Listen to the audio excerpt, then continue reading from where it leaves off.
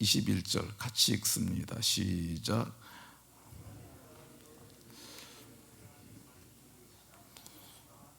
아멘. 오늘 본문 말씀을 중심해서 새 옷을 입은 세 사람의 가정, 이런 제목 가지고 같이 은혜 받도록 하겠습니다. 한번 따라 하십시다. 새 옷을 입은 세 사람의 가정. 옆 사람과 서로 눈을 보고 인사하면서 이렇게 복을 빌어줍니다. 새 옷을 입은 세 사람이 되었으니 성경적 가정을 이루며 삽시다.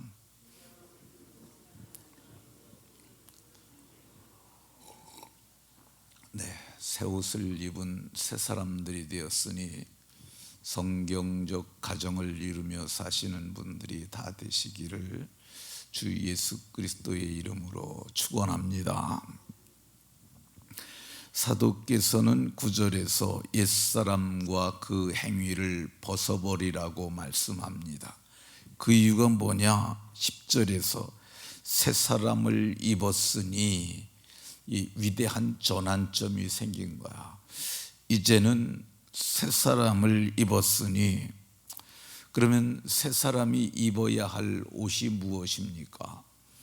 긍휼과 자비와 겸손과 온유와 오래 참음을 옷 입고, 이 옷을 입은 다음에 띠를 매는데 사랑으로 띠를 띠라고 이렇게 얘기를 합니다.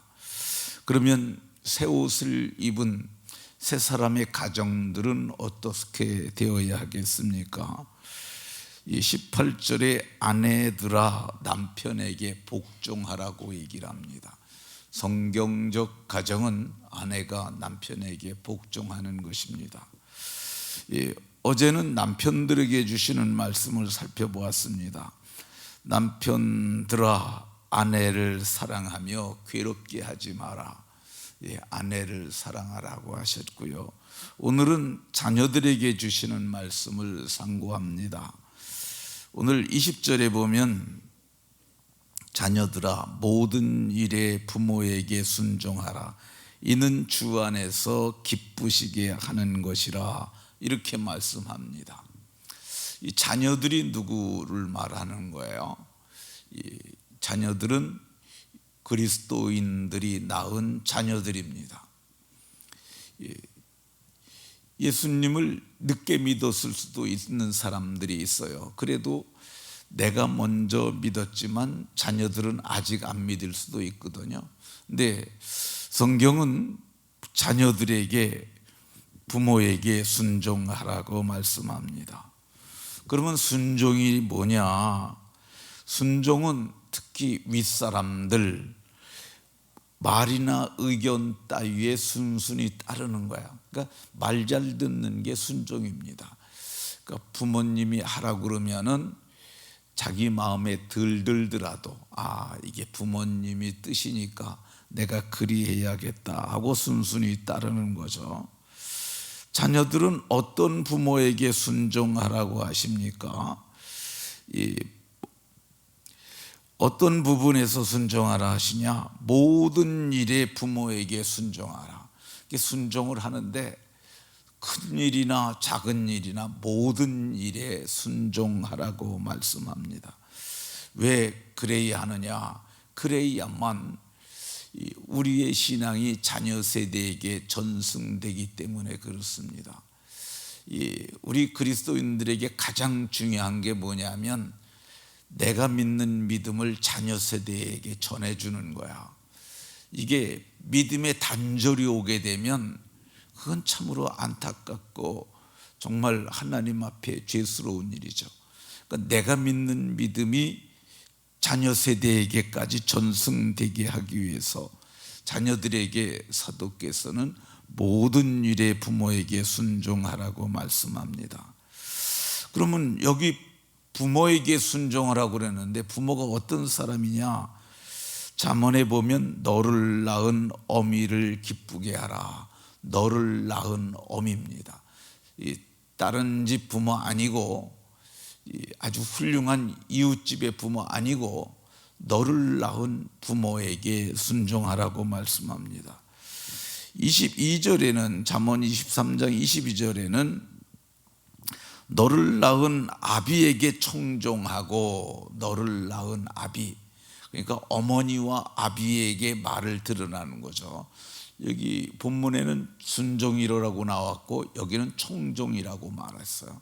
청종과 순종은 거의 같은 뜻입니다. 근데 청종은 따르기 위해서 듣는 거야. 무조건 더 따르는 겁니다. 청종이 조금 더 강도가 좀 높은 발언이라 할 것입니다. 근데 솔로몬은 너를 낳은 아비에게 청종하라고 이렇게 말씀합니다. 그러면 사도께서는 왜 자녀들에게 모든 일의 부모에게 순종하라고 하시느냐? 이것이 주 안에서 기쁘시게 하는 것이라, 주 안에서 부모를 기쁘게 하는 것이라고 말합니다. 자녀들이 말을 안 듣고 거역을 할 뿐만 아니라 지멋대로 행동하면 부모님 마음이 어떻습니까? 마음이 안 좋지 않겠어요? 그런데 사도는 모든 일에 순종하면 부모를 기쁘시게 하는 것이라고 이렇게 말하고, 잠언 23장 25절에도 내 부모를 즐겁게 하며 너를 낳은 어미를 기쁘게 하라 이렇게 말씀합니다. 자녀들에게 주시는 말씀이에요. 부모를 즐겁게 하며 너를 낳은 어미를 기쁘게 하라 이렇게 말씀합니다. 이 순종하면 부모가 자녀로 인한 기쁨이 있는 것을 볼 수가 있습니다. 왜 모든 자녀들은 부모의 말에 순종하라고 그러냐? 이것이 옳다고 오늘 에베소 6장 1절에서는 자녀들아 주 안에서 너희 부모에게 순종하라, 이것이 옳으니라, 이것이 옳다고 말씀하고 있습니다. 그러니까 이 사도께서는 이것이 옳으니까 부모에게 순종하라고 이렇게 말씀하십니다. 하나님께서는 이스라엘 백성들을 애굽에서 이끌어내시고 시내산에서 저들에게 계명을 주셨는데 다섯째 계명으로 네 부모를 공경하라 이렇게 말씀하셨어요. 그리하면 너희가 땅에서 잘 되고 네 생명이 길리라 이렇게 말씀하셨던 것 볼 수가 있습니다. 이렇게 모든 일에 순종하라고 그랬는데 모든 일에 순종했던 모델과 같은 사람이 성경에 많이 있는데 그 중에 이삭을 저는 꼽고 싶습니다. 이삭은 아브라함이 100세에 낳은 아들이죠. 그리고 사라는 이 경수가 끊어졌을 때 90세에 낳은 아들이에요. 근데 어느 날 하나님께서 이삭을 데려다가 모리아 산에 내가 지시하는 곳에서 번제로 드리라고 말씀하셨습니다. 번제는 이 사람을 각을 떠서 제단에 올려놓고 불을 살라 불로 드리는 살라 드리는 예배입니다. 근데 불로 살아서 살라가지고 그렇게 드리라고 그럽니다. 근데 그 아들이 어떤 아들이에요? 100세에 낳은 아들이잖아요. 아브람도 생산 능력이 끊어졌고 이 사라도 역시 마찬가지로 경수가 끊어졌으니까 생산할 능력이 없는 거야. 그런데 하나님께서 내가 명년 이맘때 아들을 안으리라 그러신 말씀대로 낳은 아들인데 그 아들을 번제로 드리라는 겁니다. 근데 아브라함이 하나님께 순종을 했어요. 그래서 아침 일찍 일어나 짐을 지우고 사환들과 함께 모리아 산을 향해 갑니다. 이틀을 가서 제3일에 이르렀을 때 사환들을 거기 있으라고 말을 합니다. 그리고 아들 이삭에게 그 장작짐을 지웁니다. 이 장작을 꽤 많이 가져갔을 것으로 저는 생각이 들어요. 왜 그러냐면 한 사람을 온전히 불살르려면은 정말 장작 한 짐 필요하거든요. 그래서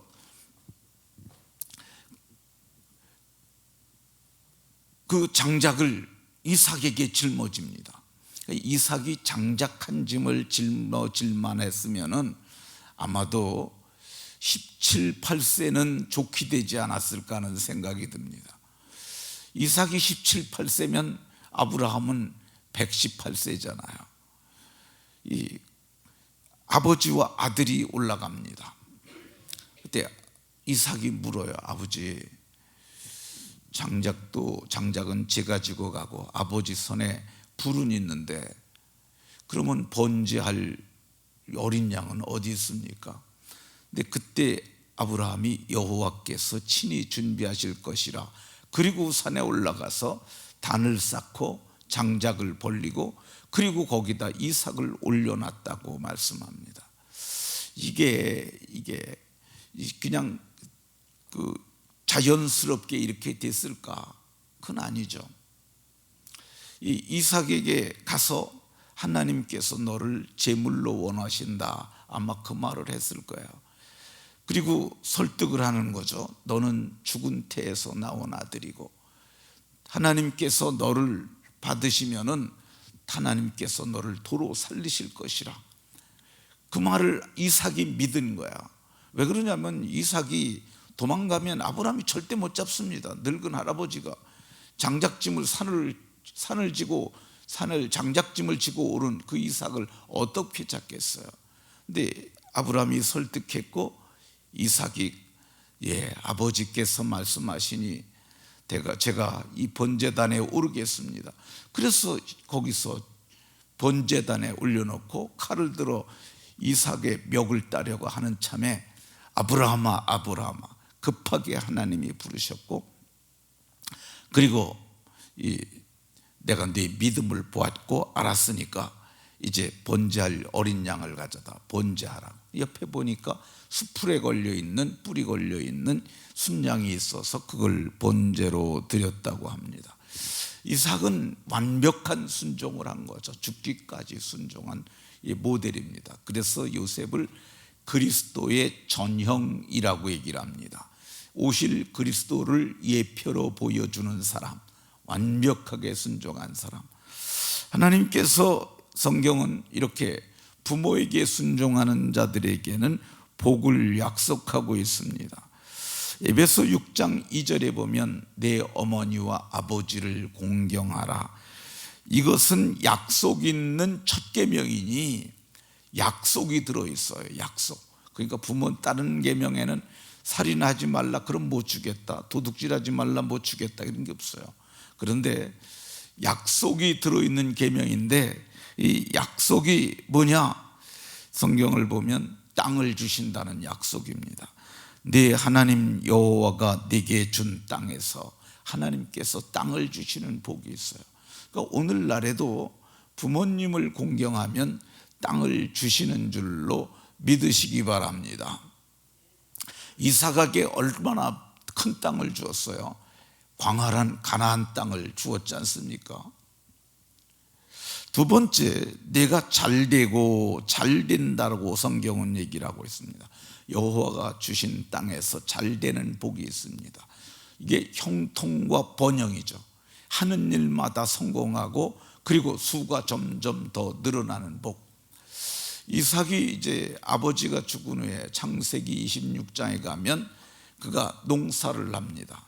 근데 그 땅에서 농사하여 100배를 얻었고 이 완벽한 순종을 한 그에게 기적의 복을 줍니다.